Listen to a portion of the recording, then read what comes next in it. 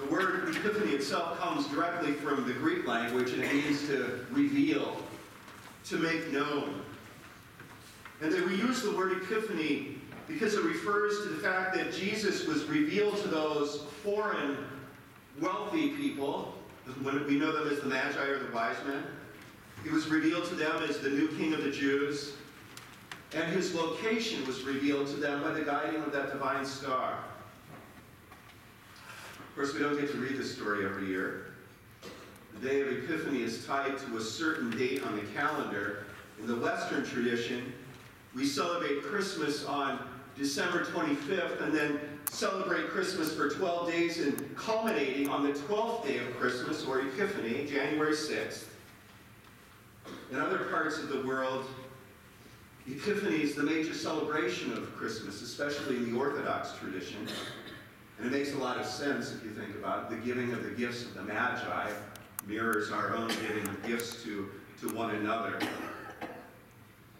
And so every 6 or 7 years, depending on how leap year falls, January 6th falls on a Sunday. That's this year. So we get to celebrate it.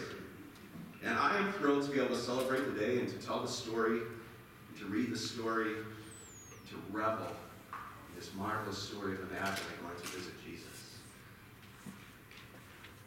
I would love to have been a fly on the wall in that living room when the Magi finally arrived in Bethlehem for their natal visit. Can you imagine that? Of course, Jesus was no longer in the stable or the manger. It was sometime later, as long as 2 years after his birth. And Mary and Joseph, for reasons we don't really know, had taken up some kind of semi-permanent residence in Bethlehem.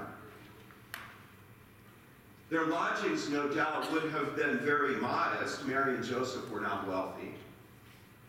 And so there's a bit of a clash in the scene of these wealthy men and women and their entourage arriving at this humble abode, a small family of mother and father and baby, overwhelmed by their entourage of servants and wranglers and all kinds of other servants. A child maybe still young enough to be wrapped in the swaddling clothes, and a child who, though wrapped in what may have been nothing more than rags, supposedly a newborn king. He was not yet king, though. He was an infant child. And so when they descended upon this holy family and they brought their tributes, their gifts of love and respect, of acknowledgement and worship, those gifts of gold and frankincense and myrrh, how puzzled and dumbfounded Mary and Joseph must have been. And even as they offered their gifts, they must have looked at that tiny child and wondered about the difference between what they saw before them and what they expected would happen in the future. That tension between the now and the not yet is a tension we all know in our lives and in our world. We are time-bound creatures who always live in this exact moment of time. We can do no other. It's a fact of our existence. And yet, even though we live in this very moment of time, we are always looking forward and planning for the future. And even as we live in this moment, we wonder how the future is going to get played out in our lives and how the future will get played out in the events of the world. And so we live in this tension between the now and the not yet. That very tension is captured in our first lesson this morning as well. The prophet proclaims to the ancient people of God, "The glory of the Lord has risen upon you." And then almost in the very next breath, the prophet says, "The glory of the Lord will arise upon you," as if the promised coming has not yet happened. And so we do live with this tension every day of our lives. And we live with this tension every Sunday when we come together for worship. Week after week, we proclaim that the living and active presence of God in Christ is right here, right now. And every week I invite and encourage you to experience the presence of Jesus here. And every week we tell one another that in the bread and the wine, Jesus is coming to us. We are really encountering the crucified and risen one in this moment. And every week we remind each other that Jesus is right here bringing forgiveness and healing and reconciliation and strength. And every week we find the risen Christ in the community of God's people in this place. Look around at you. In the faces of the people in this room, we know the risen Jesus. Christ has died. Christ is risen. Christ will come again. Yes. See the third part of that acclamation that we say every week? It's that Christ is still yet to come. See that tension between the now and the not yet? Christ has come. Christ is here. And yet we wait for the full, final arrival of Christ. And so, in this meantime, we wait. We experience the day-to-day, not yet, in ourselves, in our community, in the world. We yearn.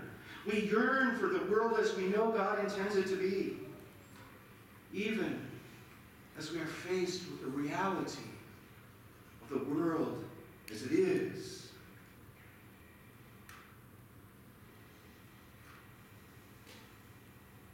Part of our living in this tension, of course, is to trust that the not yet that we cannot see will in fact come. Another way to say it is we walk by faith and not by sight. Can you imagine what would have happened if the Magi had walked into that little room and looked around and said to one another, wait, hold it, this must be a mistake. This is no king. This is no palace. There must be a mistake. Some mistake. Quick. We got to go find the real king.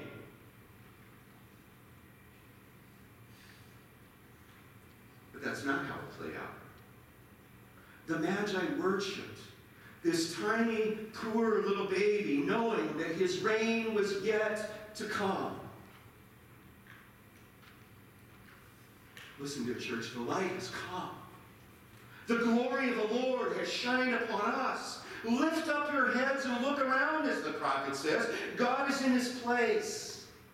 The newborn King, the crucified and risen one, is here. He is here in word. He is here in bread and wine. He is here in the hearts and faces and voices and hands of your siblings in Christ that surround you.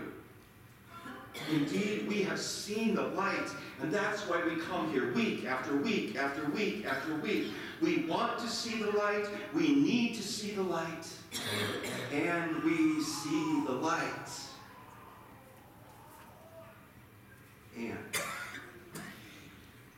And the light is still on its way.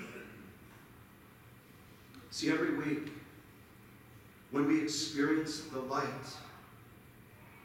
we walk back out of the door and we go back to the realities of our lives and of the world. We go back to lives where, if your life is anything like mine, everything is not perfect. And we go back into a world where the light is too often too dim. It's the tension in which we live. Now, when the Magi retreated from their worshipful visit, they continued to be guided by the voice of the Spirit, even though there was no longer any star in the sky. Guided by the light in their hearts from the newborn Christ that they had seen, the light that came from their meetup with the infant King, they go their own way, bypassing Herod and the structures of power that inhabited the temple and the palace. And the whole company left with the joy of knowing that they had seen the King. They knew that the light had come to the world and to them, and now they leave, helping one another to see it and to share it. And so it is with us, fellow travelers, fellow pilgrims. When we leave this place, We too will be guided by the voice of the Spirit, by the light of Christ, the warmth in our hearts, because the infant King whom we have seen now inhabits our lives. We have met the newborn King, and we have offered him our gifts, chief among them our very lives. And we go back into a world where structures and powers are often hostile to the gospel. And yet we know the light has come. And we travel our own roads, helping one another to see the light and sharing that light with the world.